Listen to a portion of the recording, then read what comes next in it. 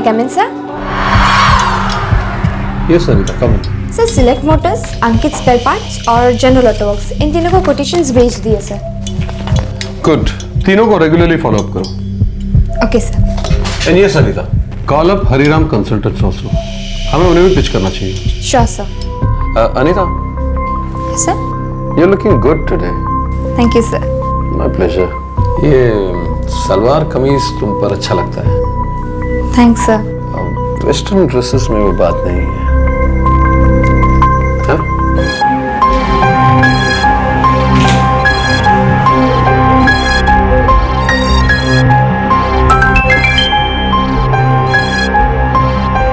Really, salwar kameez बहुत suit करते हैं तुमको।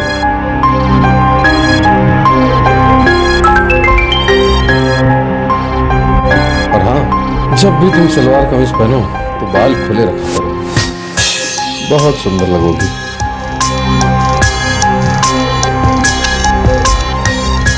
छोटे छोटे कॉम्प्लीमेंट्स, छोटी छोटी तारीफें, किसी भी महिला के लिए यह समझना बहुत मुश्किल होता है कि यह सिर्फ तारीफ है या फिर इसके पीछे कुछ छिपा है, कोई हिडन इंटेंशन। मुश्किल होता है यह पहचान पाना कि कहीं इन शब्दों में कोई दस्तक तो नहीं छुपी है। मुश्किल होता है यह समझ पाना कि तारीफों के ये पुल जिंदगी को किसी और ही रास्ते पर ले जा सकते हैं। पुरुषों के साथ कंधे से कंधा मिलाकर काम करते हुए औरतों को कई बार जुमलों और फिक्रों की गलियों से गुजरना पड़ता है, जो ज्यादातर उन्हें अच्छा तो नहीं लगता है, लेकिन उनकी समझ में यह नहीं आता है कि करें तो क्या करें। दस्तक तो सुनाई देती है, लेकिन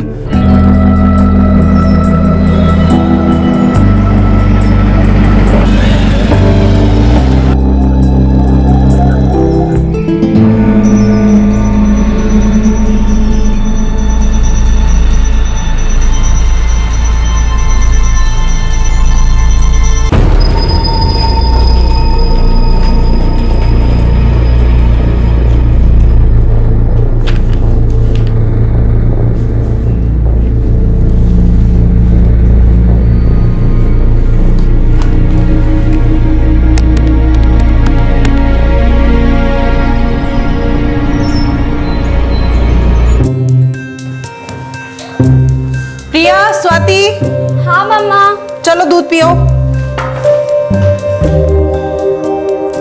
मम्मा 10th क्लास के पहले दूध पीने को मत बोलो ना। प्रिया। नो मम्मा।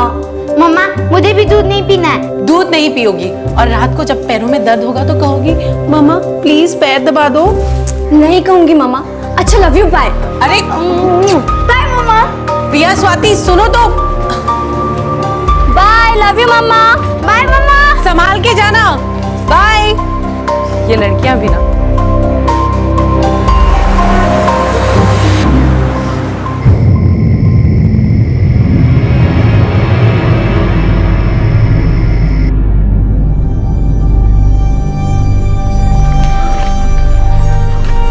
दीदी ये मेरी पेन है ना? ठीक है।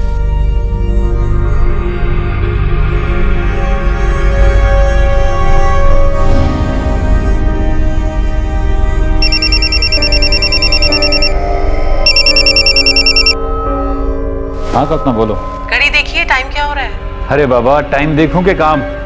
आजकल रोज लेट आने लगे हो आप। अब क्या करूं? सितंबर मंथ है, 30 तारीख तक सारा काम खत्म करना है। आप बस ना काम काम ही करते रहना। देखना किसी दिन आपकी बेटी आपको घर पर देखकर पूछेंगी मम्मा मम्मा ये अंकल कौन है। एक काम करो, एक बड़ा सा फोटो लगा दो मेरा घर पे और उसके नीचे लिख दो प्रिया और स्वाति के पापा। ठीक है पर जल्दी आ जाओ। अरे हाँ बाबा आ रहा हूँ थोड़ी देर में। बाय। अच्छा हाँ सुनो, खाना टेबल पर लगा दिया है, अगर मेरी आंख लग जाए तो प्लीज उठा देना। ठीक है बाय। बाय।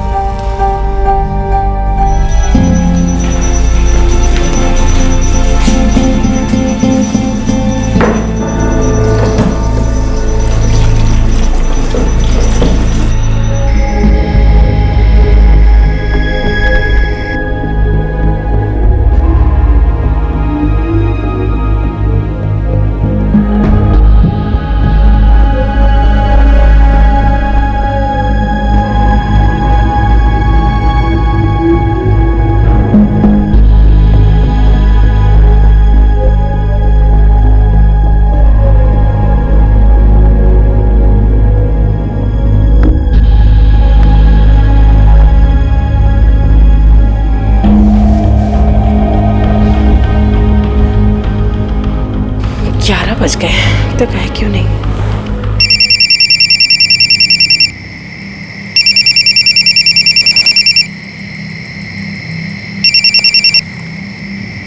हाँ बोलो कल्पना। घड़ी देखिए, 11 बज गए। बस आ ही रहा हूँ, थोड़ा सा काम बाकी है, तुम सो जाओ। Good night. ठीक है।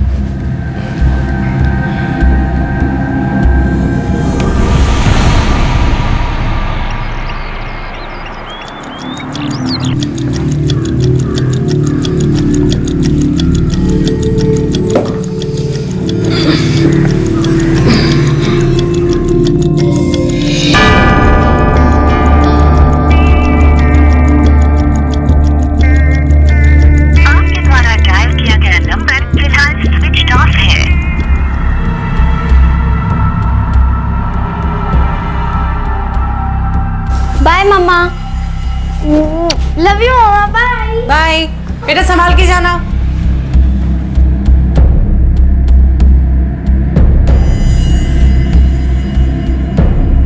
आपके द्वारा डायल किया गया नंबर फिलहाल स्विच ऑफ है।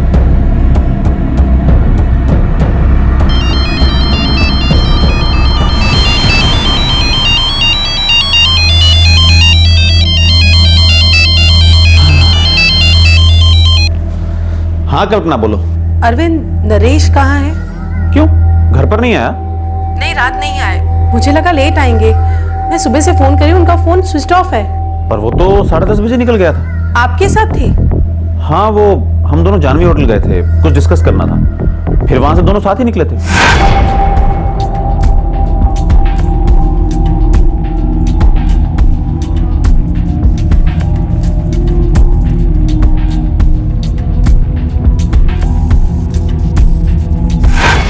मैं सीधे घर आ गया, मुझे लगा वो भी घर ही गया होगा। 11:15 बजे मेरी आंख खुली तो मैंने फोन लगाया। उन्होंने कहा ऑफिस में कुछ जरूरी काम है। तो क्या वो दोबारा ऑफिस गए थे? पर मुझे तो उसने ऐसा कुछ नहीं बोला। अरविंद, मुझे बहुत टेंशन हो रही है। क्या आप मेरे साथ ऑफिस चलेंगे? शायद वहां जाके कुछ पता चले। हाँ ठीक है, मैं तैयार होके आता हूँ।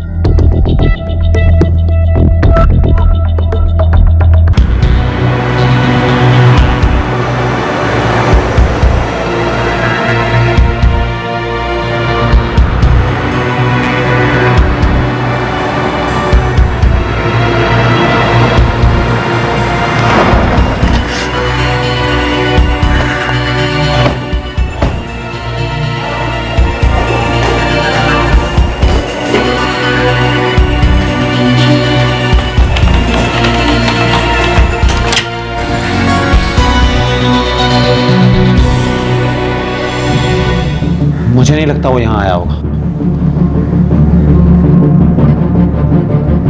नहीं मैडम, नरेश साहब तो क्या यहाँ कोई भी नहीं आ रात को?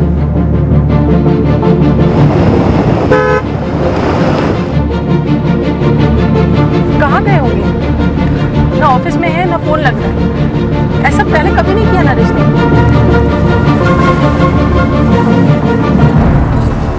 क्या हुआ, अचानक गाड़ी क्यों रोक दी? पिछली लेन में मैंने नरेश की गाड़ी देखी शायद।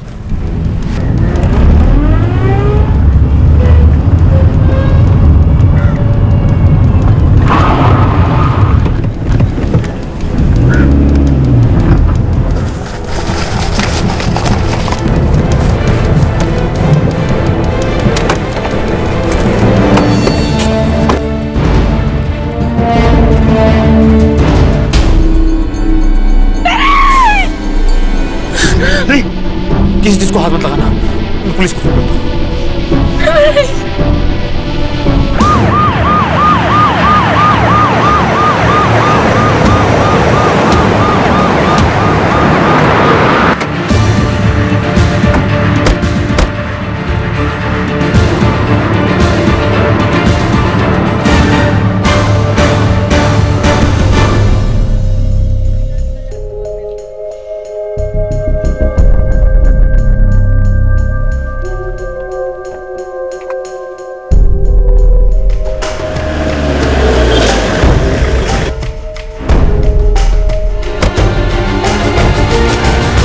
सर, मोबाइल आसपास कहीं भी नहीं मिला है, अभी भी स्विच ऑफ आ रहा है। बॉडी आपको कल मिलेगी पोस्टमार्टम के बाद।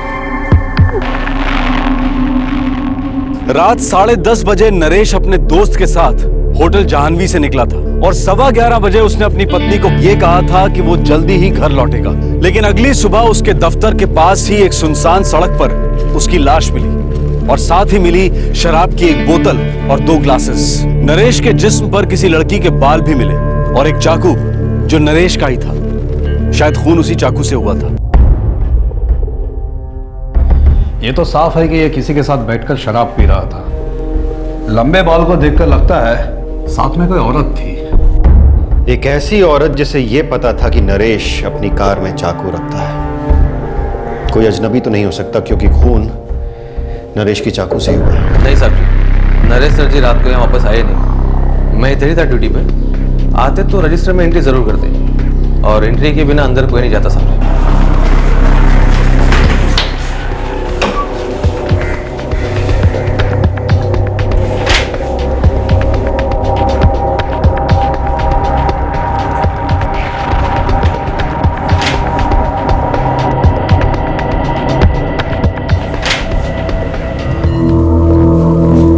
नरेश और किसी औरत के साथ मैं मान ही नहीं सकती इंस्पेक्टर साहब। सॉरी मैडम, पर हमें उनकी गाड़ी से लंबे बाल मिले हैं और हमें शक है कि उस वक्त उनके साथ कोई औरत होगी। No sir, it's impossible. Sir मैं पिछले 12 साल से नरेश को जानता हूँ। हम दोनों एक ही ऑफिस में काम करते हैं। वो एक बहुत अच्छा इंसान था। अरविंद जी, मैंने ये कब कहा कि वो बहुत बुरे इंसान थे? मैं तो बस ये जानना चाह रहा हूँ कि उनका किसी औरत के साथ कुछ था तो नहीं? नहीं सर। यानी आप लोगों ने 2-4 पैग लगाए और फिर आप दोनों वहां से निकल गए? जी हाँ सर, अक्सर काम खत्म होने के बाद हम लोग उसी होटल में जाते थे 1-2 ड्रिंक के लिए। आए होंगे सर। नरेश भारद्वाज जी और अरविंद गुजराल जी को मैं जानता हूँ, हमारे रेगुलर कस्टमर्स हैं। रात को वो दोनों साथ में ही निकले थे। हो सकता है सर, अब रेगुलर कस्टमर्स हैं, इतना ध्यान कौन रखता है। वैसे आप चाहें तो सीसीटीवी फुटेज देख सकते हैं। सीसीटीवी लगा है? वरना तो अक्सर यही सुनने को मिलता है, बस 2-3 दिन में लगा रहे हैं। ठीक है, फुटेज दे दो। हाँ सर, हम साथ ही निकले थे। मैं अपनी गाड़ी में बैठा और वो अपनी गाड़ी में। और ये करीब 10:30 बजे की बात होगी? जी हाँ सर।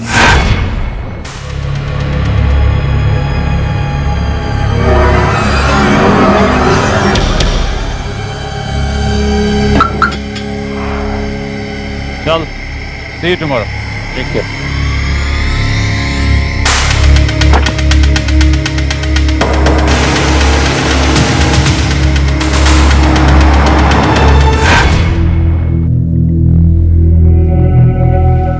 मैडम, आपको बॉडी कल सुबह मिलेगी।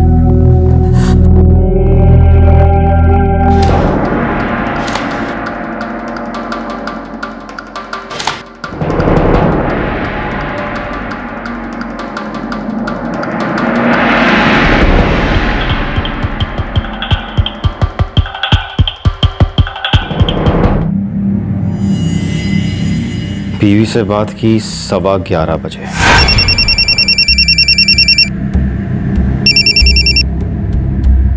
हाँ बोलो कप्तान। और मौत हुई 12 और 1:30 के बीच। और तब तक वो किसी के साथ शराब पी रहा था। और फिर दोनों के बीच कुछ हुआ और गाड़ी में जो उसके साथ थी, फॉरेंसिक रिपोर्ट के हिसाब से कोई औरत थी और उस औरत ने 13 बार उस आदमी पर चाकू से वार किया।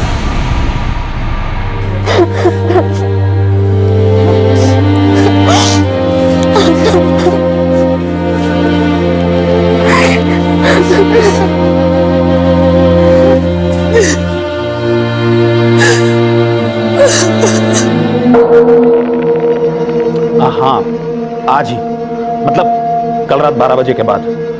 हाँ, तू हेड ऑफिस इन्फॉर्म कर देना। Okay, bye.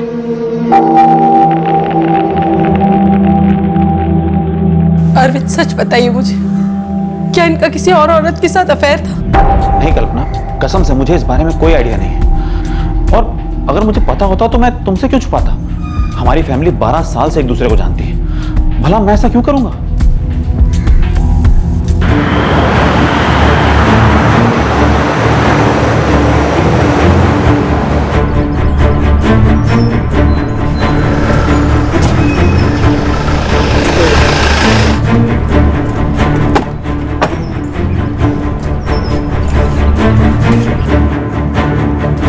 मैं 8 साल से यहाँ काम कर रही हूँ। मैंने नरेश सर के बारे में ऐसी कोई बात कभी नहीं सुनी। वो तो बहुत अच्छे इंसान थे। नहीं सर, हो ही नहीं सकता। छोटा सा तो ऑफिस है हमारा, फीमेल स्टाफ कम नहीं है, पर नरेश सर ने कभी किसी के साथ कोई ओछी हरकत नहीं की। वो औरतों के चक्कर में थे ही नहीं सर।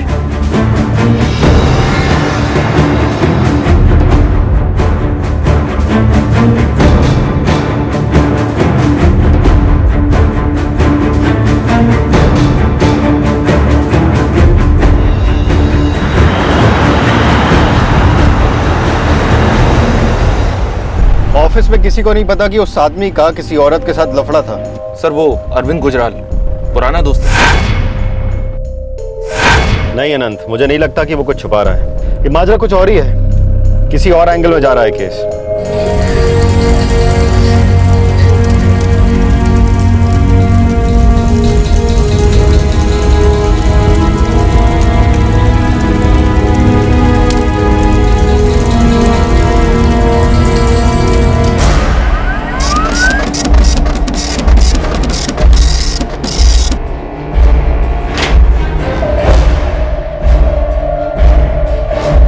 सर नरेश भारद्वाज को एक कॉल रात 9 बजे आया, तो उसकी बीवी कल्पना का। हाँ कल्पना बोलो। और फिर उसी से बात की 11:15 बजे। घड़ी देखिए। बस आ ही रहा हूँ, थोड़ा सा काम बाकी है। सेलफोन लोकेशन, पहले ऑफिस, फिर वहां से जानवी होटल के आसपास, उसके बाद शास्त्री नगर एरिया, फिर देहरादून मार्केट रोड से होते हुए रात 11:05 पर दोबारा जानवी होटल, उसके बाद ऑफिस के आसपास का वो रास्ता रात 11:15 बजे। एक मिनट 11:05 पे वो वापस जानवी होटल गया था और ज्यादा देर रुका भी नहीं। क्यों?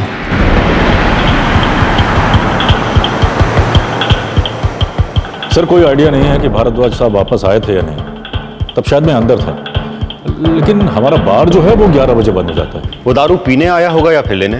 हो सकता है। बार कहाँ पर है? जी फर्स्ट फ्लोर। तो मतलब बाहर जाने के लिए वो रिसेप्शन क्रॉस किया होगा। जी हाँ। तो सीसीटीवी फुटेज में पता चल सकता है। जी हो सकता है। चलिए दिखाइए। जी आइए। ये रहा।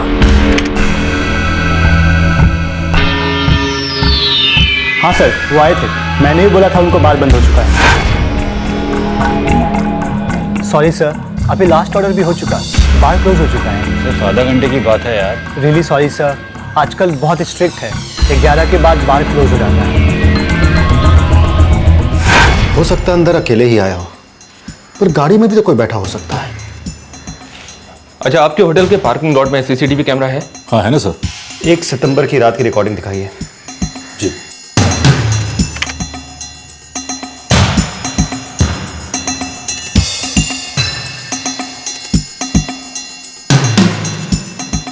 ये 10:30 बजे की बात है।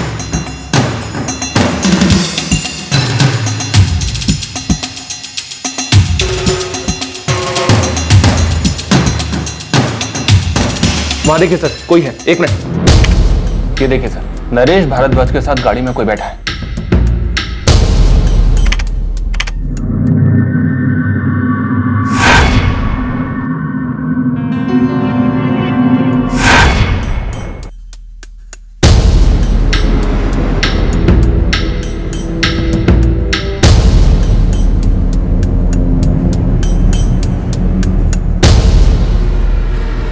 अनंत, एक बात तो पक्की हो गई, औरत थी उसके साथ।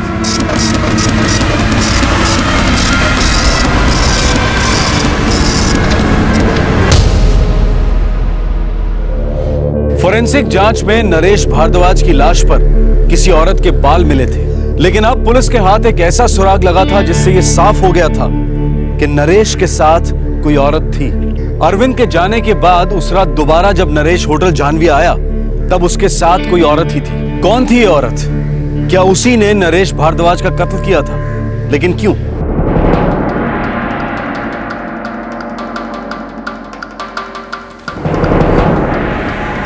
नहीं सर, मैंने इसे पहले कभी नहीं देखा।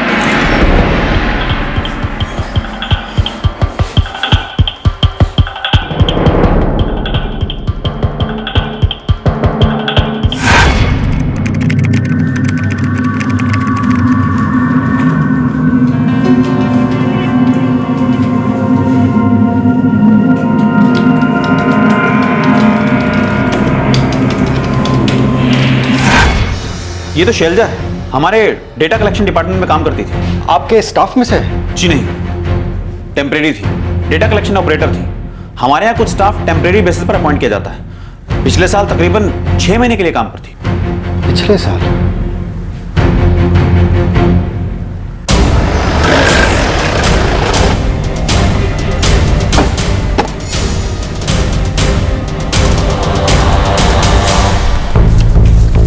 जनवरी 2011 से लेके जून 2011 तक थी शैलजा यहाँ पे 6 महीने।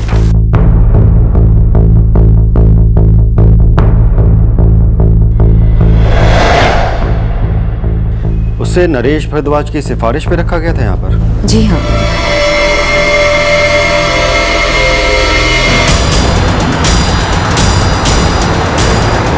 सर, इस शैलजा का मोबाइल बंद है। एक्सपेक्टेड है। और सर, हमने इस भारद्वाज का सेलफोन रिकॉर्ड फिर से चेक किया।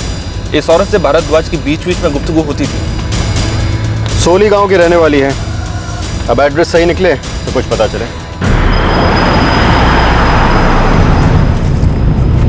सच बताइएगा, शैलजा का और नरेश का क्या रिश्ता था? सच में कल्पना, मुझे इस बात का कोई आइडिया नहीं। हाँ, ये सच है कि नरेश की सिफारिश पर उसे नौकरी मिली थी और तकरीबन 6 महीने तक उसने काम किया। लेकिन नरेश और उसमें ऐसा कुछ होगा, इस बात का रत्ती भर भी अंदाजा नहीं।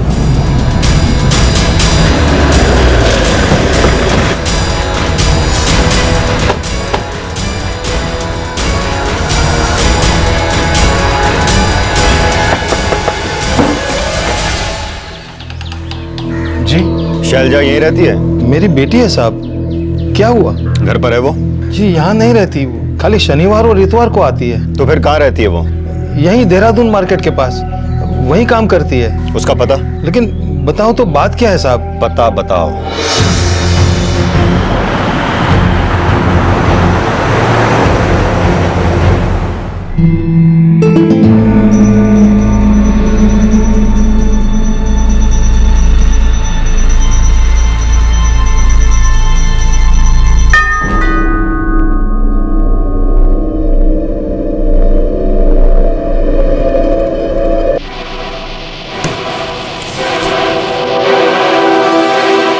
एक सितंबर की रात क्या आप नरेश भारद्वाज के साथ थीं?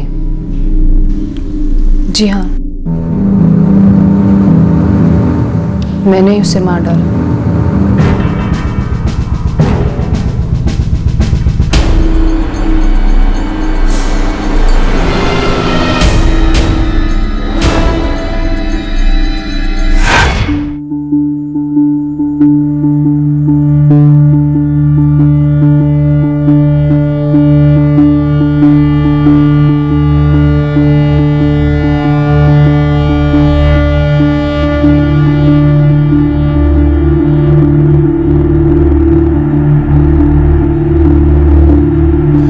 अच्छा प्रोग्रेस है तुम्हारा शैलजा। Thank you sir. बस अब जल्दी से जल्दी एक अच्छी सरकारी नौकरी मिल जाए। बाबा भी रिटायर हो चुके हैं तो सारी जिम्मेदारियां मेरे ही ऊपर हैं। लेकिन तुम सरकारी नौकरी क्यों ट्राई कर रही हो? सिंपल है सर, एक बार सरकारी नौकरी लग गई तो जिंदगी भर की चिंता दूर हो जाती है। प्राइवेट का क्या भरोसा, और फिर बाबा भी सरकारी नौकरी में ही थे, तो मेरे लिए तो यही बेस्ट ऑप्शन है। ठीक है, मैं एक सरकारी दफ्तर के बड़े अफसर को जानता हूँ, हो सकता है वो तुम्हारी मदद कर दे। सर प्लीज एक बार मिलवा दीजिए ना। Okay, thank you sir.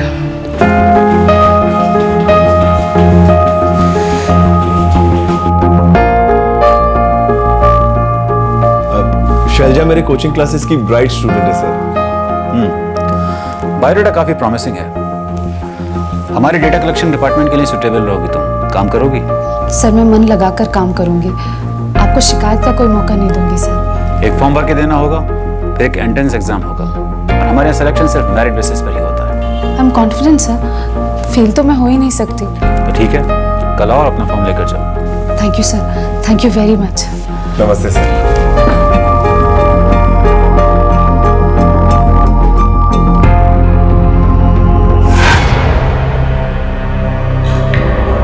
तीन दिन में ऑफिस के चक्कर काटती रही, 3 दिन। वो मुझे 3 बजे आने को कहते और शाम 6 बजे तक बिठा कर रखते।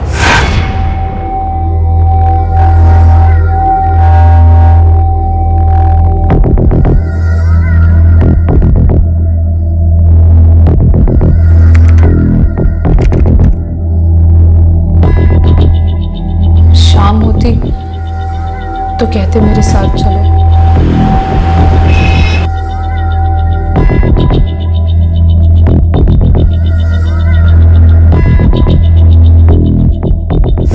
उसने फॉर्म नहीं दिया? दिया, पर 4 दिन बाद। 3 दिन तक वो तुम्हें ऑफिस में बुलाकर बैठाता था, फिर बाहर ले जाता था। कभी तुमने उससे पूछा नहीं कि तुम्हें फॉर्म क्यों नहीं दे रहा है? कभी सोचा नहीं कि वैसा क्यों कर रहा है? मुझे नौकरी चाहिए थी। लेकिन नौकरी फिर भी नहीं मिली।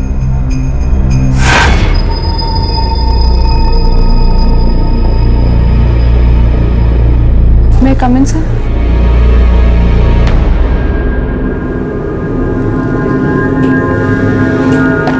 I'm sorry Shailaja. सर मैंने बहुत अच्छे से पेपर लिखा था, मुझे समझ में नहीं आ रहा मैं फेल कैसे हो गई। दीपक सर तो बोल रहे। शैलजा, मैं देखता हूँ ना मैं क्या कर सकता हूँ तुम्हारे लिए। रिलैक्स शैलजा, मैं किस लिए हूँ? एक काम करते हैं, तुम्हारा मूड ठीक करते हैं, साथ में डिनर करते हैं। और रही बात जॉब की, तो उसकी चिंता तुम बिल्कुल छोड़ दो, मैं हूं ना।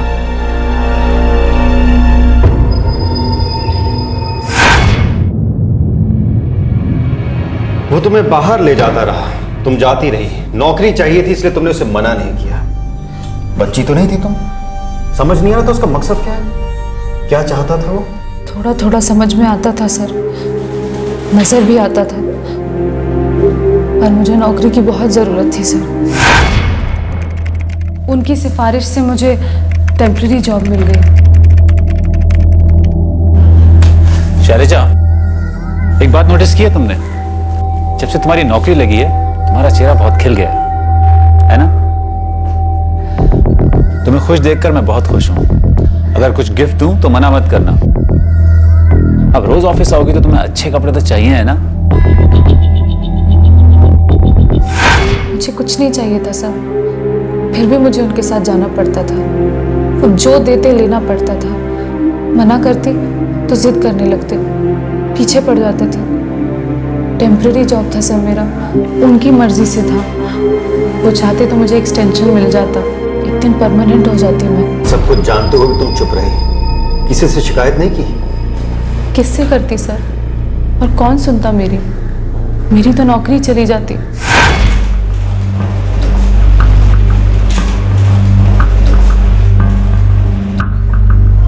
मैं कम इन सर?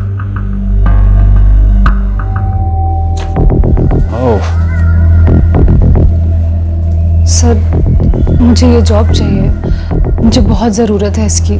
शैलजा, तुम्हें काम पे रखना मेरे हाथ में था। अगर 6 महीने के बाद एक्सटेंशन देना डिपार्टमेंट के हाथ में होता। इस मामले में मैं कुछ भी नहीं कर सकता। I understand sir, thank you for all your help. आपका एहसान मैं कभी नहीं भूलूंगी। शैलजा,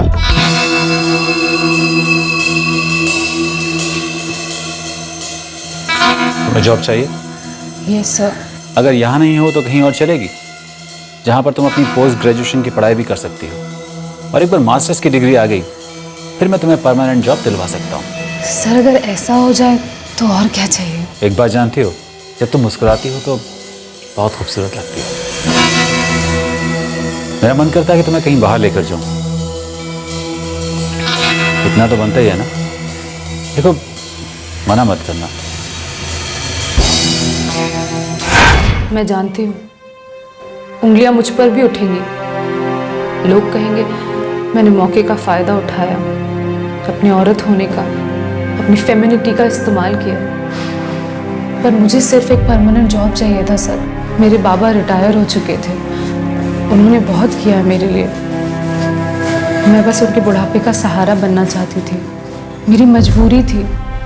नरेश सर के साथ मैं कभी अपनी मर्जी से नहीं गई, पर मुझे डर था कि मना करूंगी तो मेरी नौकरी चली जाएगी। शिकायत करती भी तो किससे, कौन सुनता मेरी?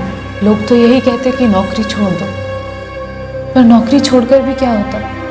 इज्जत तो लड़की की ही जाती है सर। मेरे लिए तो एक तरफ कुआं और एक तरफ खाई। बोलती तो इज्जत और नौकरी दोनों चली जाती, इसलिए चुप रही। पर चुप रहकर भी क्या मिला? थक चुकी थी, तंग आ चुकी थी, अंदर ही अंदर गुस्सा उबल रहा था। हर दिन वो मुझे बाहर ले जाना चाहते थे, कभी शॉपिंग कभी डिनर। मुझे ये सब अच्छा नहीं लगता था, ना ही मैंने अपनी मर्जी से किया। पर उन्हें मेरे मन से क्या लेना देना। नौकरी जाने के डर से अपना गुस्सा भी पी गई। अब लगता है इतना रुकना नहीं चाहिए था, पहले ही उन्हें कह देना चाहिए था कि मुझे ये सब पसंद नहीं है। डर गई थी, समझ नहीं आता था क्या करूं। नरेश सर का फोन आया था।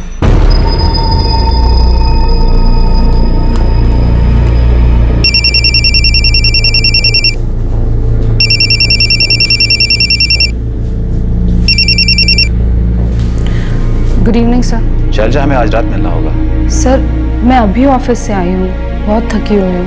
ऑफिस अकाउंट्स पर एक इंक्वायरी आई है और ये एंट्रीज उसी वक्त की हैं जिस वक्त तुम काम करती थी। किसी मुसीबत में तुम भी फंस जाओगी और मैं भी। सर मैं कल आके देख लेती हूँ सर, मुझे पता है मैंने कोई गलती नहीं की है। समझने की कोशिश करो शैलजा, गलती हुई है, मुझे तुमसे डिस्कस करना है।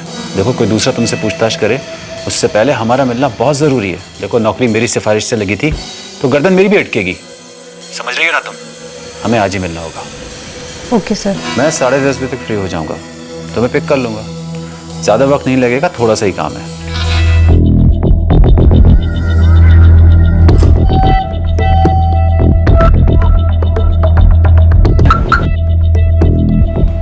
चल, see you tomorrow.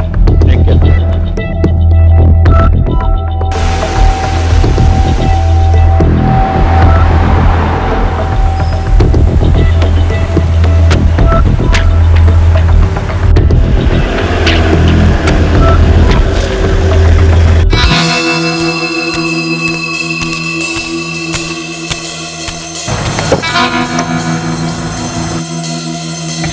अरे वाह, you're looking so good.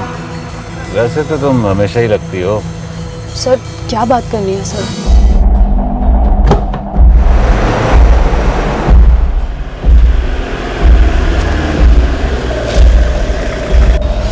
तुम यहीं रुको, मैं देख कर आता हूँ बाहर खुला है कि नहीं। सर मैं कल मिलती हूँ सर आपसे, मैं कल ऑफिस आके मिल लूंगी आपसे।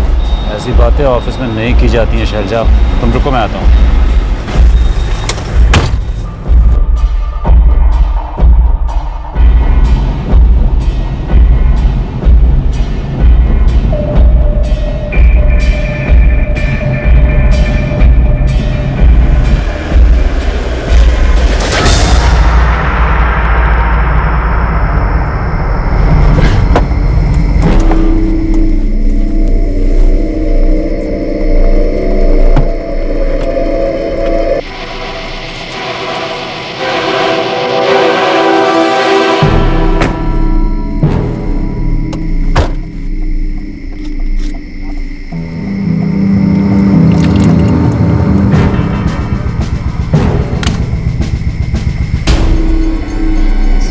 Sorry sir, I don't drink. Sir please बता दीजिए क्या डिस्कस करना है आपको। 11 बज रहे हैं, मैं घर जाना चाहती हूँ। अरे एक ड्रिंक से क्या होता है? अरे हम लोग अजनबी थोड़े ही हैं। प्लीज़। अरे मना मत करो, दो ना।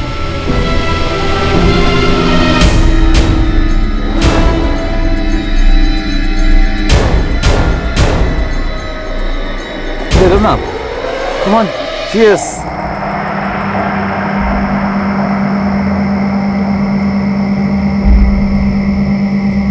दिनेश, गुड।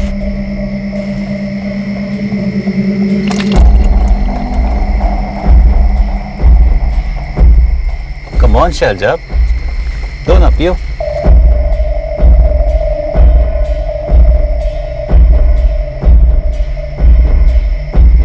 सर क्या डिस्कस करना है सर? उस रात उनका वो चेहरा सामने आया जिसका डर मुझे बहुत पहले से था। दोष मेरा ही है, गलती मैंने ही की। जब उन्होंने जॉब ऑफर किया था तभी मुझे उनकी नज़र पहचान लेनी चाहिए थी। वो गिफ्ट्स, वो डिनर, वो हेल्प, मुझे समझ जाना चाहिए था वो क्या चाहते हैं। समझ जाता था सर, पर कभी ये नहीं समझ पाई कि जो कुछ भी लिया उसकी ये कीमत चुकानी पड़ेगी। सोचा बात शायद कभी इतनी आगे ही ना बढ़े। गलती मेरी है, सोचा नहीं था जो कुछ भी हो रहा है वो रात के अंधेरे में किसी सड़क किनारे इस हद तक जाएगा। कभी सोचा ही नहीं था कि मैं उनके साथ एक ऐसी जगह पे आ जाऊंगी जहाँ चिल्लाऊं भी तो कोई मेरी मदद करने नहीं आएगा। और सर अगर चीखती चिल्लाती और कोई आ भी जाता तो उंगलियां तो मुझ पर ही उठती ना, कि इतनी रात में मैं किसी के साथ हूँ। मैं बहुत डर गई थी सर, सब कुछ मेरे खिलाफ जा रहा था। मैं कुछ भी करती बदनामी तो मेरी ही होती। वैसे भी इज्जत का डर सिर्फ औरत को ही होता है।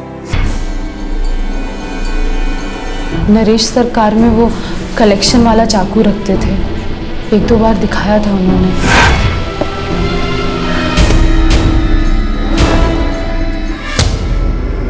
ये कर क्या रही हो तुम? मना करना चाहिए था, बहुत पहले ही मना करना चाहिए था। गलती की, पर अब ये गलती दोबारा नहीं करती। अब अपनी जिंदगी में तुम्हारा सूरज भी नहीं देखना चाहती मैं।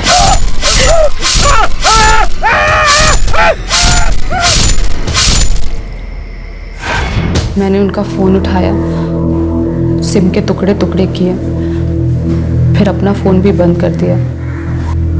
जानती थी ये सब कमजोर कोशिश है। मैंने जो किया है एक ना एक दिन मुझे भुगतना ही है। मुझे पता था मैं पकड़ी जाऊंगी।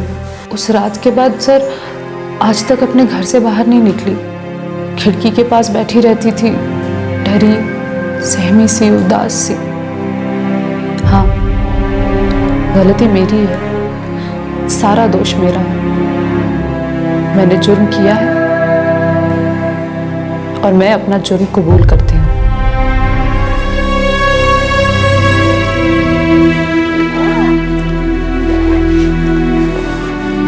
बाय मम्मा। बाय मम्मा। बाय बेटा।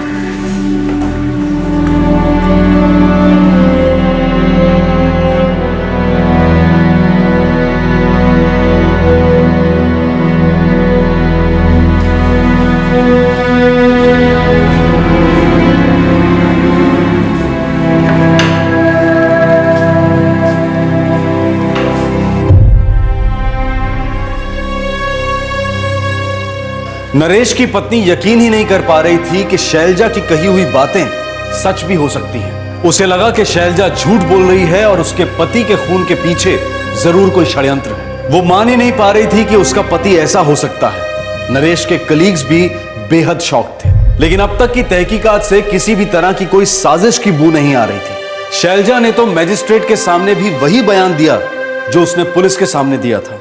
नरेश के शरीर पर मिले बालों के सैंपल्स शैलजा के बालों से मैच हो चुके थे। शक की कोई गुंजाइश ही नहीं थी। शैलजा इस वक्त पुलिस कस्टडी में है। उसके जुर्म का हिसाब देश का कानून करेगा। Sexual harassment at work place, offices में होने वाला सेक्सुअल हैरेसमेंट, ये एक ऐसी समस्या है जिसे हम नजरअंदाज नहीं कर सकते। किसी भी महिला के लिए बहुत मुश्किल होता है ये पहचान पाना कि आते जाते तारीफों और जुमलों के पीछे आखिर मकसद क्या है। दुविधा ये होती है मन में, और ये हर महिला के मन में होती है, कि क्या आप हर टिप्पणी, हर जुमले, हर फिक्रे को एनालाइज करें। और अगर आप ऐसा करें तो आपको हर कमेंट एक गाली लगेगा। और अगर कोई महिला ऐसा करे तो उसके फ्रेंड्स, उसके कलीग्स सभी शायद यही कहेंगे कि यू आर टू सेंसिटिव, तुम कुछ ज्यादा ही सोच रही हो। ऐसे हालात से निपटना आसान नहीं होता, और मुश्किल तब और बढ़ जाती है जब तारीफ करने वाला आपका बॉस हो, जिसकी मर्जी पर, जिसकी एक हाँ या ना पर आपकी नौकरी टिकी होती है। अक्सर पुरुष ये भी कहते हैं कि औरतें औरत होने का फायदा उठाती हैं, अपनी फेमिनिटी का इस्तेमाल करके वो कोई भी काम करवा लेती हैं। ये एक जनरलाइजेशन है, और जनरलाइजेशन कभी सही नहीं हो सकता। किसी औरत की वेशभूषा को, उसकी खूबसूरती को किसी मर्द के द्वारा जेन्युइनली अप्रिशिएट करना ये गलत नहीं है। इट्स ह्यूमन, इट्स नेचुरल, और बहुत सी औरतों को ये नॉर्मल भी लग सकता है। लेकिन अगर किसी को ये सब नॉर्मल ना लगे तो इसका मतलब ये नहीं है कि वो औरत पिछड़ी हुई है, कंजर्वेटिव है, या फिर पुराने ख्यालों की है। ये अधिकार औरतों का ही होना चाहिए कि वो अपनी तारीफ को पसंद करें या फिर उस पर आपत्ति जताएं। और अगर उन्हें पसंद ना हो तो हमें उनकी भावनाओं का सम्मान करना चाहिए। अगर किसी औरत को यह लगता है कि किसी पुरुष के फिक्रे एक ऐसी पहल है जो आगे चलकर किसी खतरनाक मोड़ तक जा सकते हैं, तो उसे चाहिए कि वो तुरंत आवाज उठाए और बात को आगे बढ़ने ही ना दे। अगर कोई लड़की किसी कॉम्प्लीमेंट, किसी तारीफ या किसी फिक्रे का विरोध नहीं करती तो इसका मतलब ये नहीं है कि वो अवेलेबल है। जरूरी है कि स्पष्ट शब्दों में, किसी को अपमानित किए बिना, उसकी ईगो को ठेस पहुंचाए बिना ये कहना कि सॉरी, मुझे ये सब पसंद नहीं है, आई एम नॉट इंटरेस्टेड। जरूरी है उस शख्स से अपनी बात कहना, या फिर ऑफिस के किसी कलीग से, या फिर बॉस के बॉस से। हालांकि इस बात का डर हमेशा बना रहता है कि आपकी बात अनसुनी रह जाएगी, उसे गलत समझा जाएगा या फिर आपकी नौकरी चली जाएगी। और सभी कलीग्स की और सुपीरियर्स की भी ये जिम्मेदारी बनती है कि वो ऐसे हादसों को इस तरह से ट्रीट ना करें जैसे ये किसी एक पर्टिकुलर स्टाफ की निजी समस्या है। हमारे आज के एपिसोड की दूसरी कहानी।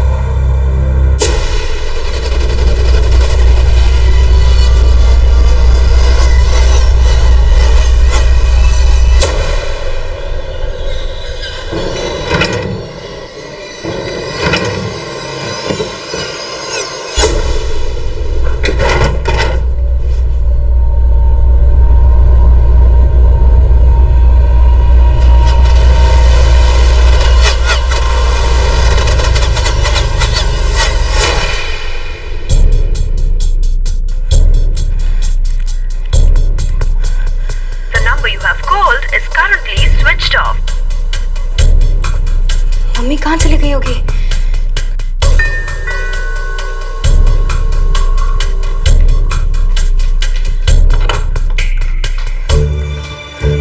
मनीष, हाँ मम्मी ने कुछ बताया था क्या?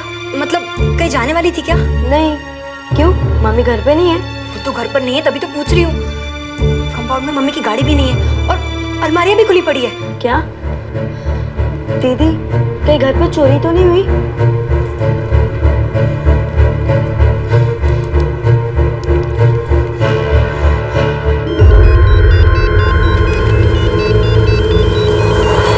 पहले वो डिब्बा ले गया।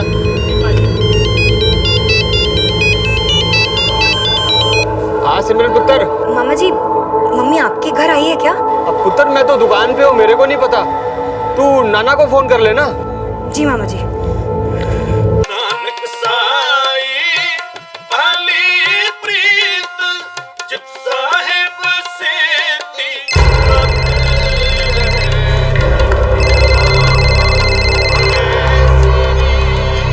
बोल सिमरन पुत्र।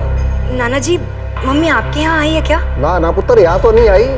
गल की है? नाना जी, मम्मी घर पर नहीं है और मम्मी की गाड़ी भी कंपाउंड में नहीं है और अलमारियां भी खुली पड़ी है। ओए तू ये क्या कह रही है पुत्र? जी नाना जी, तिजोरी भी खुली पड़ी है। ओए तू फिक्र न कर पुत्र, मैं तेरे मामा को लेकर आ रहा हूँ, ठीक है? एक 17 साल की लड़की अपने घर लौटी और उसने देखा कि माँ घर पर नहीं है। ना उनकी कार है, ना उनका सूटकेस है, तिजोरी भी खाली है। उसे यह भी पता चला कि माँ नाना जी के घर पर भी नहीं गई है। सिमरन और उसके भाई मनीष दोनों को चिंता होने लगी कि आखिर माँ गई कहाँ। माँ का फोन भी बंद था। क्या वो किसी काम के सिलसिले में गई थी या फिर हमेशा के लिए चली गई थी? ऐसा क्या हुआ था जिसकी दस्तक किसी ने भी नहीं सुनी थी?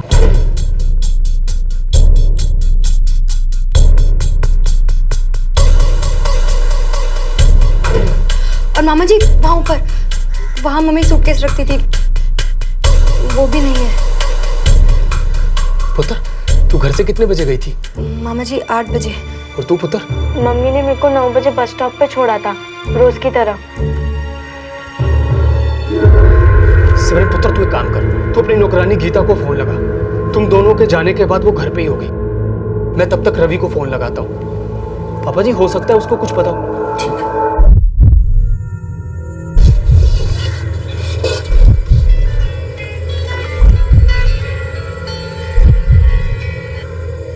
हाँ सिमरन दीदी जी। गीता, तू कितने बजे तक घर पर थी? मैं 11:30 बजे तक दीदी जी। क्यों, क्या हुआ? मम्मी ने कुछ बोला, कुछ बताया कि वो कहीं जाने वाली थी, ऐसा कुछ? नहीं दीदी जी। ठीक है। कुलजीत जी से कल शाम को बात हुई, आज सुबह से तो एक बार भी बात नहीं हुई। हाँ, पर रवि तू है कहाँ? मुंबई से आ रहा हूँ, हाईवे पर हूँ। बताइए क्या हुआ, सब ठीक तो है ना? हाँ, कुलजीत घर पे ही नहीं है, उसका फोन भी बंद है और उसकी गाड़ी भी नहीं है। और यहाँ पे अलमारी खुली हुई है, तिजोरी भी खुली हुई है, उसका सूटकेस, कपड़े सब के सब गायब हैं। पर कुलजीत जी बिना बताए तो कहीं जाती नहीं, और अगर कहीं जाना भी हो तो मनीष या सिमरन को बोलकर ही जाती है। कुलजीत जी का मोबाइल नंबर क्या है? 444-678-768। नाइक, ये नंबर की लोकेशन ट्रैक करो। Yes sir. पति कहाँ है उनके? जी वो 4 साल पहले गुजर गए हार्ट अटैक से। उसके बाद मेरी बहन कुलजीत ही बिजनेस संभालती है। और उनका बिजनेस क्या था? स्टॉक्स एंड शेयर्स का जी।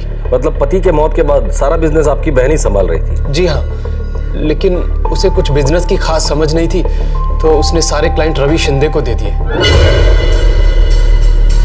जी रवि मेरे जीजा जी मंजीत के साथ काम करता था। प्रॉफिट का 50% हर महीने मेरी बहन को देता है। कुलजीत जी का सेल लोकेशन उनके घर पर ही बता रहा है। चलो घर पर चलकर ही देखते हैं।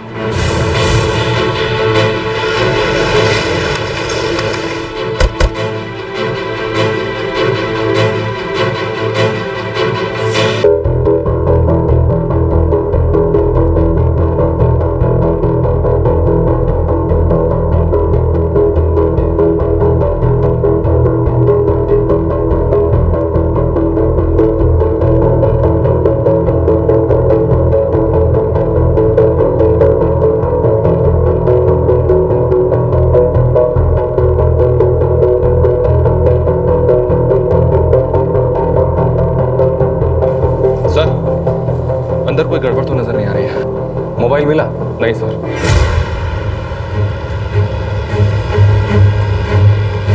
आप में से किसी ने अलमारी या सामान को छुआ तो नहीं? हाँ सर, मैंने। वो मम्मी नहीं दिखी तो। आपके कहने के मुताबिक ऊपर रखा हुआ सूटकेस भी गायब। हाँ जी।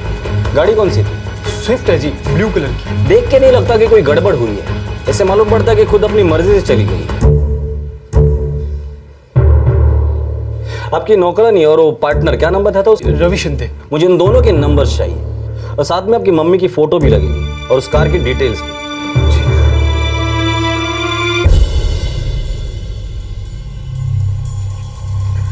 नाइक, हर पुलिस स्टेशन में इस औरत का फोटो, कार के डिटेल्स और डिस्क्रिप्शन भेज देना। Yes sir. और वो काम वाली, उसका क्या हुआ? घंटे भर में पहुंच जाएगी सर। और वो रवि शिंदे शाम को 7 बजे तक आ जाएगा। सुबह 11:30 बजे तुम घर से निकल गए? हाँ साहब, 11:30 बजे मैं काम खत्म करके चली गई थी साहब। ये मेरा रोज का ही टाइम है साहब। मैडम, मैं चलती हूँ मैडम। हाँ ठीक है गीता।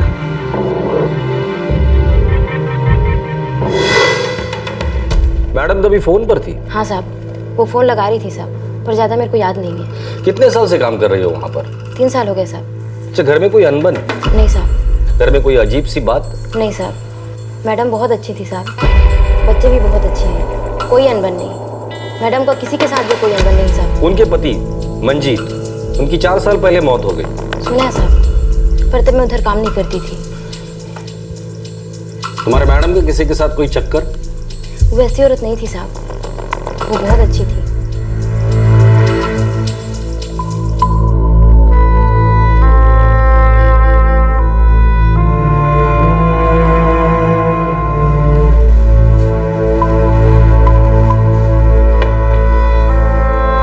मनीष बेटा, सिमरन चलो खाना खा लो।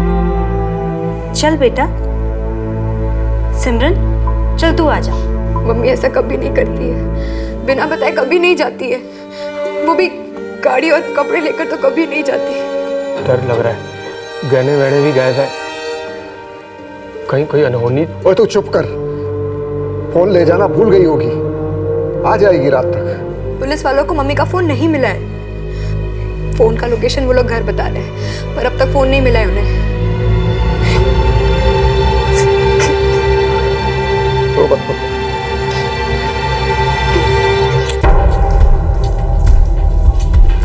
सर, मैडम का फोटो, कार का नंबर सब भेज दिया है। ये है उसका फोन रिकॉर्ड। आखिरी कॉल उसने बेटी को किया था 11:30 बजे। काम वाली ने भी बताया था कि मैडम फोन पर थी। सर, मुझे तो घर के अंदर का ही कुछ लफड़ा लगता है। शायद वो घर से नाखुश होगी। ऐसा लगता है जैसे अपनी मर्जी से वो गई होगी। पता चल जाएगा। और वो रवि शिंदे, वो नहीं आया अभी तक? पहुंचता ही होगा सर, रास्ते में।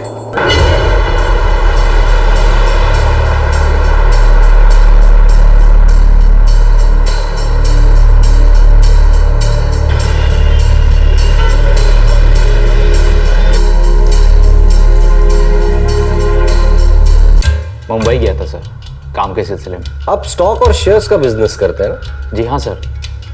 कुलजीत जी के पति मंजीत जी की डेथ के बाद से उनका सारा बिजनेस मैं ही संभालता हूँ। एक्चुअली मंजीत जी के साथ तो मैं शुरू से ही काम किया करता था। उनकी वाइफ को बिजनेस की ज़्यादा नॉलेज नहीं थी, तो उन्होंने सारा कारोबार मुझे दे दिया। तब से मैं ही सब संभालता हूँ और हर महीने मुनाफे का 50% उन्हें देता हूँ। मतलब मिलना जुलना होगा। आपकी और कुलजीत की अच्छी जान पहचान होगी। सर, बहुत इज्जत करता हूँ मैं उनकी। उनके पति मंजीत जी से बहुत कुछ सीखा है मैंने। बहुत कर्ज है उनका मुझ पर। मंजीत जी तो अब रहे नहीं, और उनके बीवी को अगर कुछ हो जाता है तो सारा कारोबार आपके हाथ में आ जाएगा। अच्छा कमा रहा हूँ सर, ऐसी कोई कमी नहीं है जिंदगी में कि ज्यादा का लालच करूँ। और इस सचदेव परिवार का बहुत उपकार रहा है मुझ पर। आज इन्हीं की वजह से मेरा अच्छा चल रहा है। अगर आपको लगता है कि कुलजीत जी के गायब होने में मेरा कुछ हाथ है तो आप गलत सोच रहे हैं। ऐसा कोई है जिसके साथ वो भाग सकती है? ऐसा हो ही नहीं सकता सर। कुलजीत जी अपने बच्चों से बहुत प्यार करती है, उन्हें छोड़ के कहीं जा ही नहीं सकती। कोई पुराना दुश्मन जिसका ये सब करने में कोई फायदा हो? ऐसा तो कोई नहीं है। बस क्या? मंजीत जी और उनके ससुराल वालों के बीच में 5 साल पहले एक झगड़ा हुआ था। तब से दोनों परिवार के बीच में बातचीत बंद हो गई थी। लेकिन मंजीत जी की डेथ के बाद से ये रिश्ते फिर से सुधर गए।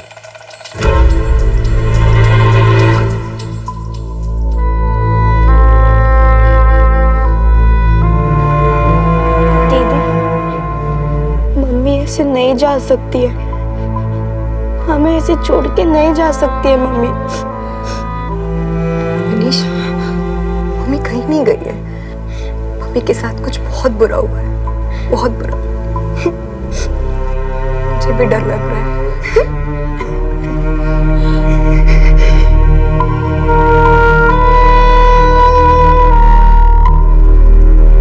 ऐसा कैसे कर सकती है कुलजीत? तो बच्चों की माँ है वो। गड्डी, जेवरात, कपड़े सब लेकर चली गई।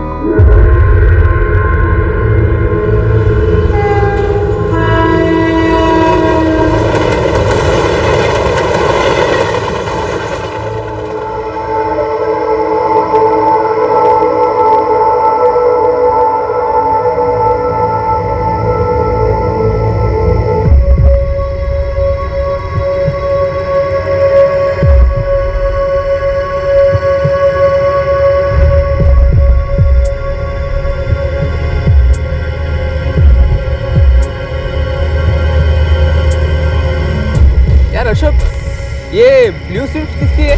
मालूम नहीं यार। ओवरनाइट है क्या? नहीं मालूम यार, मैं 4 बजे आया तब से गाड़ी इधर ही पड़ी हुई है। अच्छा हाँ।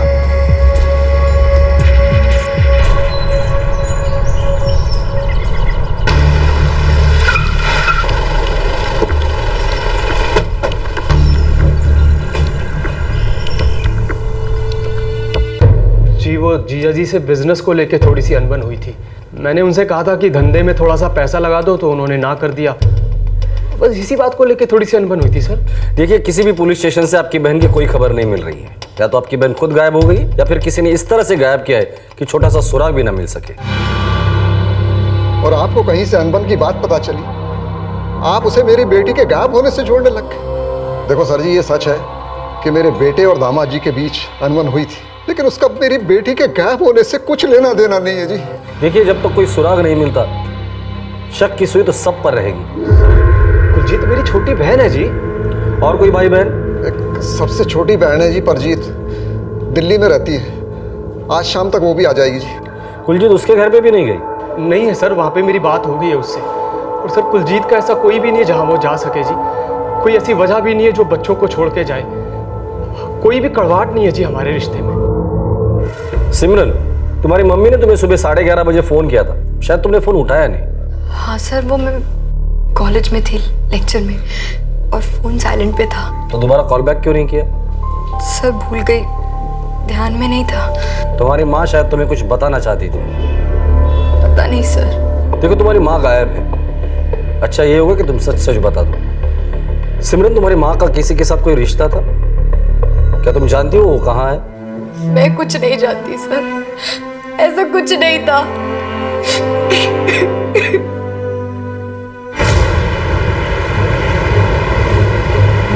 नाइक, वो ना हो इस फैमिली के अंदर ही अंदर कुछ ना कुछ तो गड़बड़ जरूर है, बस हमें वो नजर नहीं आ रही है। हेलो, हाँ ब्लू स्विफ्ट बराबर है।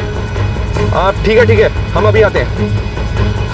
एक कार मिली है सर, कलर नंबर सब कुलजीत सचदेव की गाड़ी से मिलता है। रेलवे स्टेशन के पास के पार्किंग एरिया में है। देखो ना साहब, कल से गाड़ी खड़ी है, कुछ पता नहीं चल रहा है।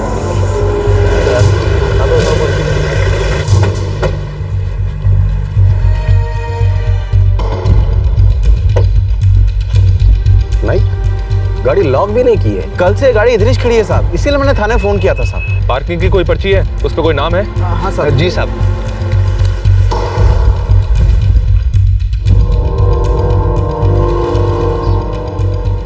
गाड़ी का नंबर तो है इस पे, लेकिन नाम नहीं है। टाइम भी कल दोपहर 3 बजे का है। उस समय तो ड्यूटी पे मैं था साहब। शक्ल देखी थी उसकी, कुछ याद है? साहब अब हर दिन इतनी गाड़ियां आती है, याद नहीं है साहब। नाइक, बड़ी अजीब बात है, गाड़ी लॉक नहीं की, कहीं पर भी ऐसा कोई सबूत नहीं कि जिसकी बुनियाद पर हम किसी पर शक कर सकें। पाटिल साहब, उसने गाड़ी भी स्टेशन के पास पार्क की है। गाड़ी पार्क करके शायद ट्रेन पकड़ ली होगी। मतलब अपनी मर्जी से भागी होगी?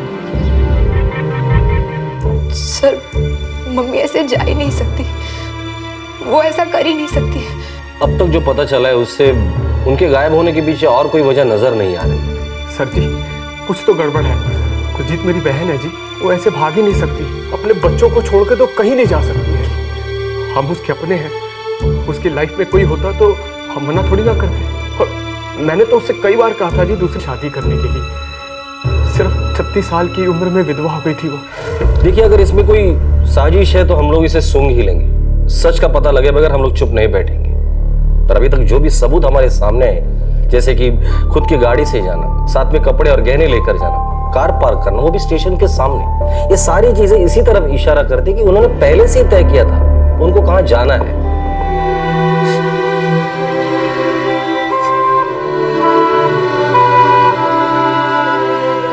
अगर आप लोग कहें तो मैं दोनों बच्चों को अपने साथ दिल्ली ले जाऊं। मैं कहीं नहीं जाऊंगी, मैं यहीं रहूंगी। मम्मी हम दोनों को छोड़कर जा ही नहीं सकती, मैं नहीं मानती। वो यहीं है और वो वापस आएंगी। मैं दिल्ली नहीं जाऊंगी, मैं कहीं नहीं जाऊंगी।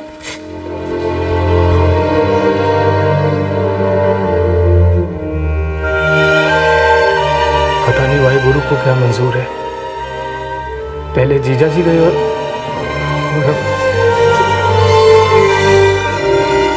सिमरन इस बात पर विश्वास ही नहीं कर रही थी कि उसकी मां इस तरह से कहीं जा सकती है। लेकिन इस केस में ऐसा कोई सच सामने नहीं आ रहा था कि पुलिस को कोई और एंगल नजर आए। जब ऐसा लगने लगा था कि कुलजीत अपनी मर्जी से अपने बच्चों को छोड़कर गई है, तभी इस केस में एक नया एंगल सामने आया।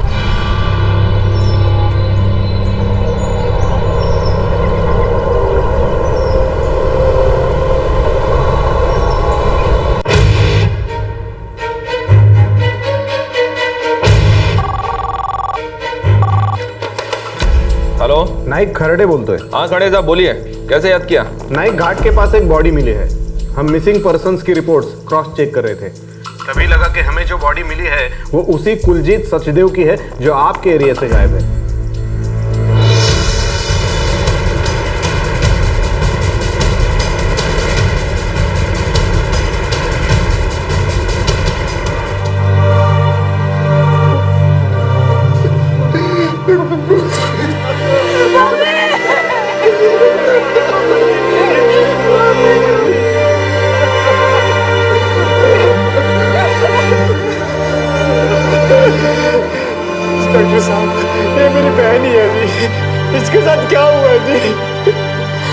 दूंगा जी।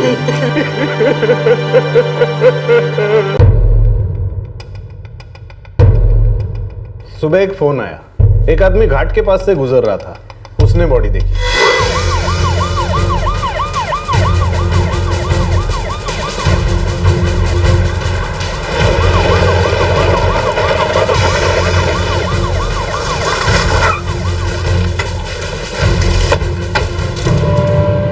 साहब इकडे बघा। पोस्टमार्टम हो गया? हाँ। स्ट्रैंगुलेशन, गला घोटा गया है किसी पतले तार या रस्सी से। मौत का टाइम लगभग 72 घंटे पहले। मतलब हो सकता है कि मारकर लाश को फेंक दिया हो सकता है। कुछ गहने वहने मिले? घर से निकलते वो 2 सूटकेस और कुछ कपड़े और गहने लेकर निकली थी। पूरा एरिया छान मारा पर कुछ नहीं मिला।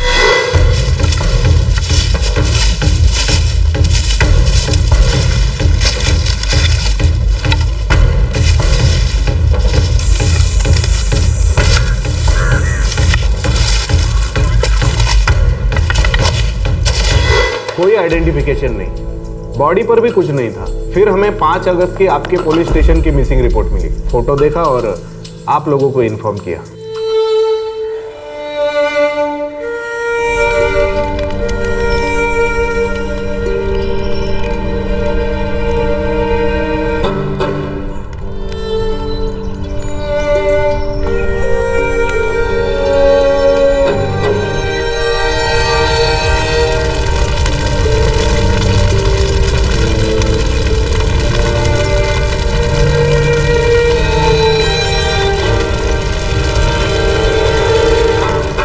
कंफर्म मर्डर, इसमें तो कोई शक ही नहीं। जिसके साथ वो भागी थी उसने पहले मारा है फिर घर लूटा, या फिर पहले घर लूटा, इसको मारा और बॉडी घाट के पास फेंक दी। कार रेलवे स्टेशन के पास पार्किंग एरिया में मिली और पार्किंग टाइम था दोपहर 3 बजे।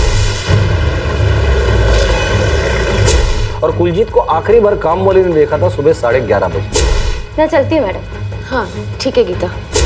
अगर इसी कार को बॉडी डंप करने के लिए इस्तेमाल किया है तो मारने वाले के पास बॉडी डंप करके कार पार्क करने के लिए पूरे 4 घंटे। कपड़े गहने सब गायब हैं। कहीं ऐसा तो नहीं कि सारा ड्रामा हम लोगों को गुमराह करने के लिए किया गया?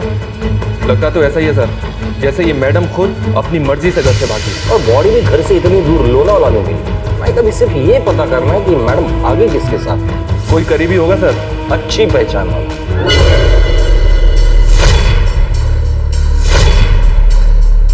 इन सब के डिटेल्स निकालो, पता तो चले कुलजीत की मौत से फायदा किसका होने वाला था। सर श्लोक संत शरण जो जन परे सो जन उदरनहार, संत की निंदा नानका बहुर बहुर अवतार।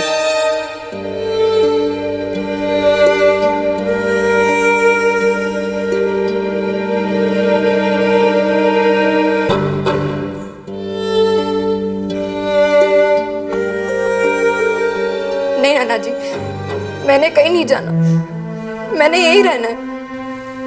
मनीष का स्कूल, मेरा कॉलेज, सब यही है। हम दोनों यहीं पले बड़े, हमें कोई नए शहर नहीं जाना। बेटा यहाँ रहेगी तो यादें पीछा करेंगी। नहीं मौसी, हम दोनों को कहीं नहीं जाना। आप लोग प्लीज जबरदस्ती मत करो।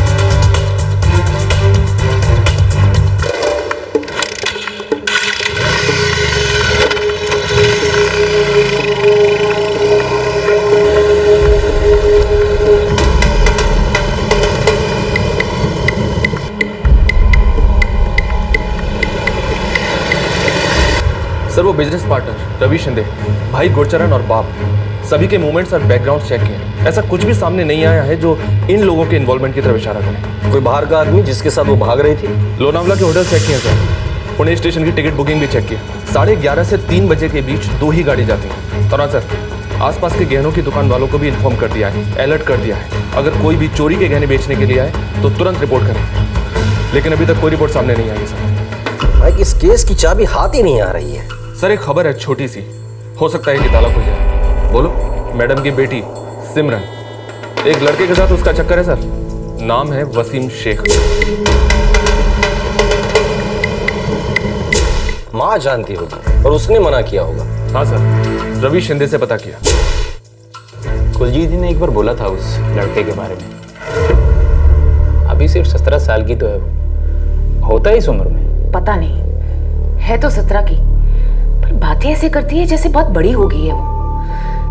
या तो बात बात पे गुस्सा करेगी या चुप रहेगी। कॉलेज से घर आते आते भी रोज देर कर देती है, हर छोटी मोटी बात पे झूठ बोलती है। समझाया उसको? समझाया, एक चांटा भी धरा, पर वो ढीठ की ढीठ। उसे ऐसा लगता है जैसे मैं उसकी बात समझती ही नहीं। मुझे लगता है आपको उसे थोड़ा सा वक्त और देना चाहिए। इग्नोर करो, हो सकता है कल आ जाए। आ जाए तो अच्छा है, क्योंकि मुझे वो लड़का कुछ ठीक नहीं लगता। इस बारे में फैमिली में से किसी को कुछ पता नहीं? लड़की का मामला है सर, आप समझ सकते हैं। वैसे कुलजीत जी बहुत सी बातें मुझसे शेयर किया करती थी, अपने पिताजी और भाई के साथ डिस्कस नहीं करती थी। ठीक है, thank you very much. My pleasure.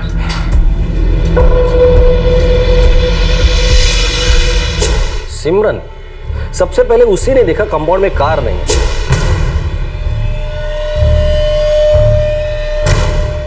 उसी ने देखा कि तिजोरी और अलमारी खुली है, और सबसे पहले उसी को पता चला कि सूटकेस गायब है।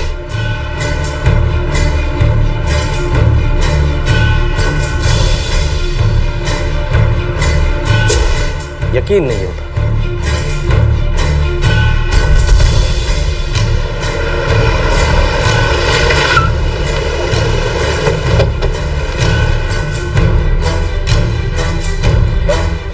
दीदी, दीदी, आपने मम्मी को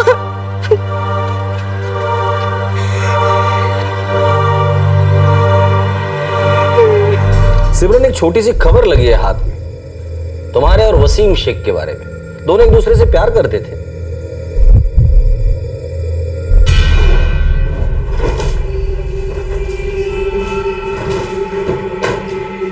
बैठो।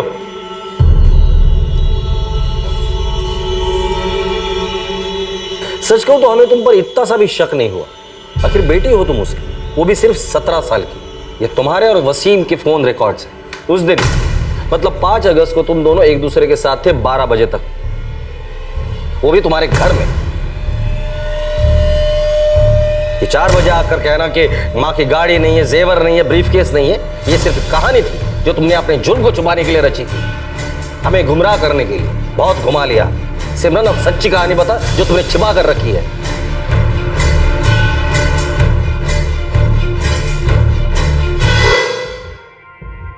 वसीम, मम्मी कभी नहीं मानेंगी, वो हमें कभी साथ नहीं रहने देंगी। तो तू मुझे छोड़ देगी? नहीं, कभी नहीं। मैंने तेरे साथ ही रहना है। तो मैं तेरी माँ से आके बात करूं? कोई फायदा नहीं वसीम, वो हमारी बात नहीं सुनेंगी। पिछली बार बात की थी तो एक चाटा मिला और साथ में धमकी भी कि अगर मैं दोबारा तुमसे मिलने की कोशिश की तो वो मुझसे अपना नाता ही तोड़ देगी।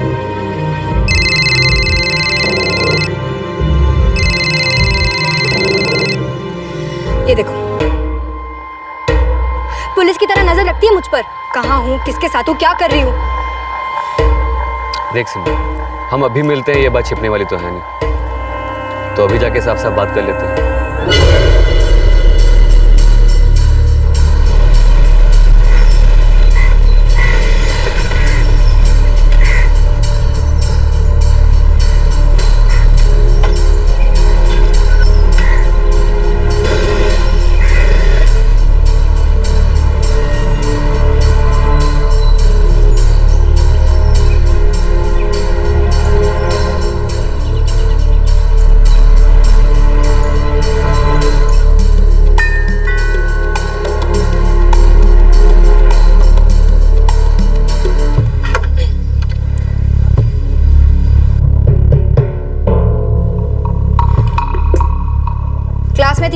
और कहाँ जाऊंगी?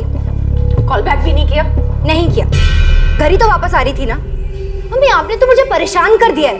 परेशान कर रही हूँ क्योंकि मैं अभी भी डरती हूँ कि तू अभी भी उस लड़के के साथ। वसीम नाम है उसका। सच बता, तू अभी मिलती है उससे? मम्मी आप समझती क्यों नहीं हो? वो मुझे अच्छा लगता है। I love him. क्या मुझे इतनी भी फ्रीडम नहीं है कि अगर कोई मुझे पसंद है तो मैं उससे आराम से बात कर सकूं? ऐसा सबक सिखाते हो उस लड़के को कि दोबारा तुम्हारी तरफ आंख उठाकर देखता तक नहीं। मम्मी आपको क्या लगता है, अगर आप हमारे साथ जबरदस्ती करेंगी तो वसीम मुझे छोड़ देगा या मैं उसे छोड़ दूंगी?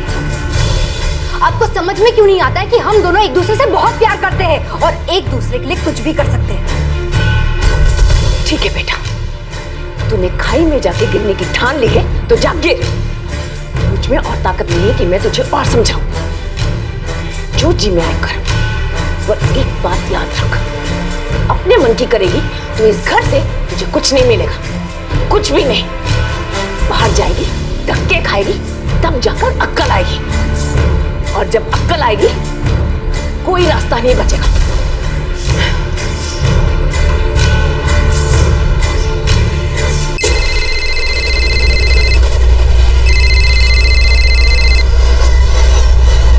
हेलो,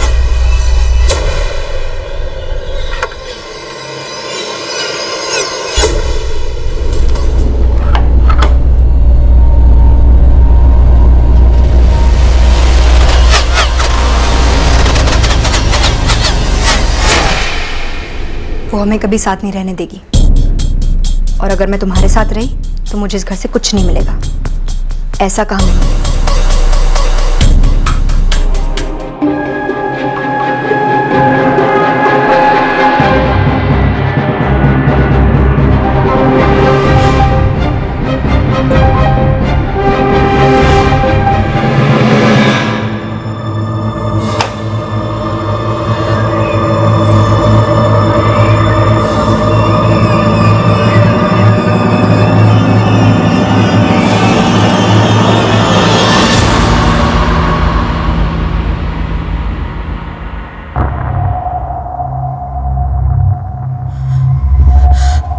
Oh my God, ये हमने क्या कर दिया?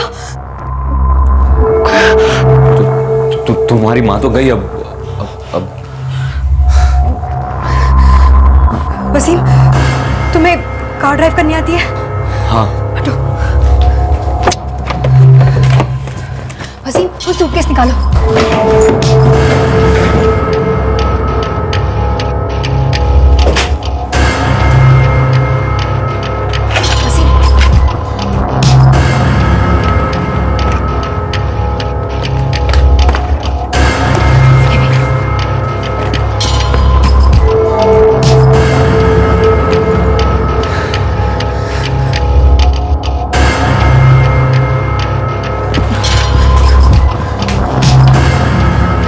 वसीम, इसे यहीं पर ही तोड़कर फेंक दो।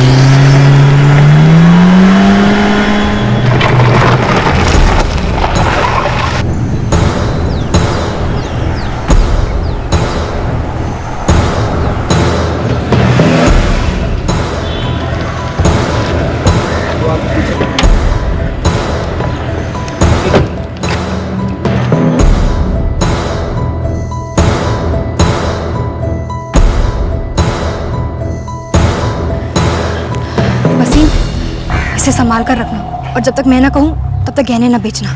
ओके।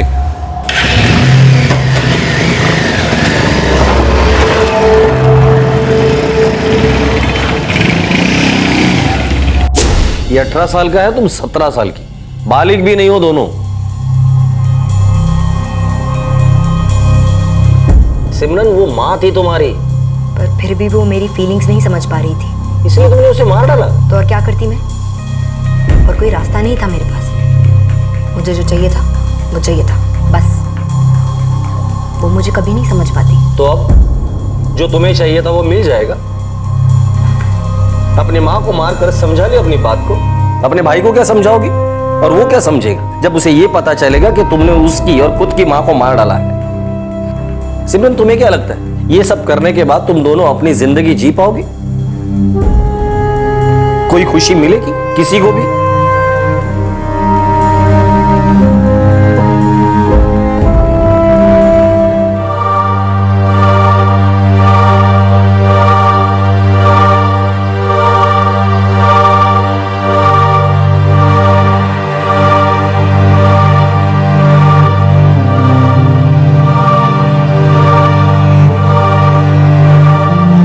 जिस सूटकेस में कुलजीत के कपड़े और गहने थे वो वसीम के घर पर मिला।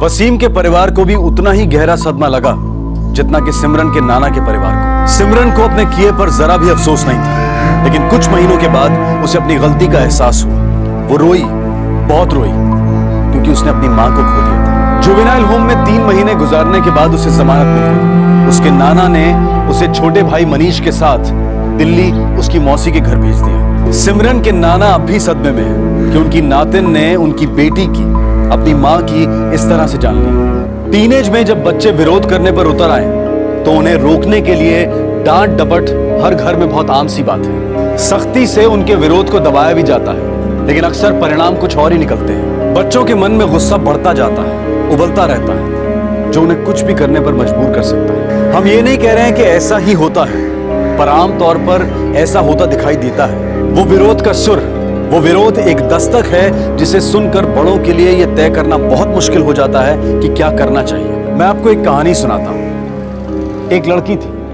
7th क्लास में पढ़ती थी, लगभग 12-13 साल की। एक दिन वो स्कूल से वापस आई और उसने अपनी माँ से कहा कि माँ, मेरी क्लास में एक लड़का है, वो मुझे बहुत पसंद है और मैं उससे शादी करना चाहती हूँ। माँ सुनकर हक्का बक्का रह गई, बहुत गुस्सा हुई। उसकी समझ में नहीं आया कि वो अपनी बेटी की इस बात का क्या जवाब दे। शाम को जब पति घर आए तो उन्होंने बेटी की ये बात उन्हें बताई और कहा कि तुम्हारी बेटी ये बक रही थी। पिता ने कहा ठीक है, मैं बेटी से बात करूंगा। उन्होंने बहुत शांति से अपनी बेटी से बात की तो बेटी ने वही बात दोहराई कि पापा, मैं उस लड़के से शादी करना चाहती हूँ। तो पिता ने कहा ठीक है बेटा, तुम उससे शादी कर लेना, लेकिन अभी तुम्हारी उम्र बहुत छोटी है, तुम्हारी पढ़ाई भी पूरी नहीं हुई है। एक बार तुम्हारी पढ़ाई पूरी हो जाए, तुम शादी करने के लायक हो जाओ तो हम तुम्हारी शादी उससे करवा देंगे। तब तक तुम उस लड़के से रोज मिलो, क्योंकि वो तो तुम्हारी क्लास में ही पढ़ता है। उससे बातें करो, उसे जान लो और पहचान लो। लड़की बहुत खुश हुई और माँ हैरान रह गई कि ये पिता अपनी बेटी को क्या सलाह दे रहे हैं, कितनी अजीब सी सलाह दे रहे हैं। लड़की बहक रही है और ये उसे और बहका रहे हैं। पति ने अपनी पत्नी से कहा, बी काम, डोंट वरी, परेशान होने की जरूरत नहीं है, हमें उसकी शादी आज तो नहीं करवानी है। कुछ महीने बीत गए। लड़की दोबारा अपने पिता के पास आई और उसने कहा कि पापा, मुझे आपसे बात करनी है। तो पिता ने कहा कि हाँ बेटा बोलो। बेटी ने कहा कि पापा, मुझे अब उस लड़के से शादी नहीं करनी है। पिता ने कहा ठीक है बेटा, लेकिन ये तो बताओ कि बात क्या हुई। उसने कहा कि पापा, क्लास में एक दूसरा लड़का है जिसे मैं पसंद करती हूँ और मैं उससे शादी करना चाहती हूँ। पिता ने कहा ठीक है बेटा, अगर तुम खुश हो तो हम भी खुश हैं।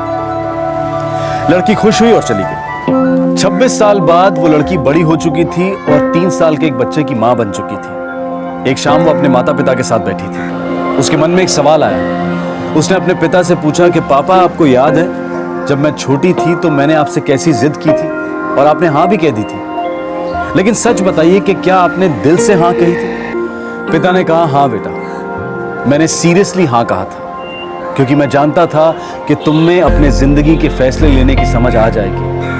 मुझे भरोसा था तुम पर। लड़की मुस्कुराकर अपने पिता की तरफ देखने लगी। इस तरह के और भी एपिसोड देखने के लिए हमारे चैनल को सब्सक्राइब करें और बेल आइकन दबाना ना भूलें।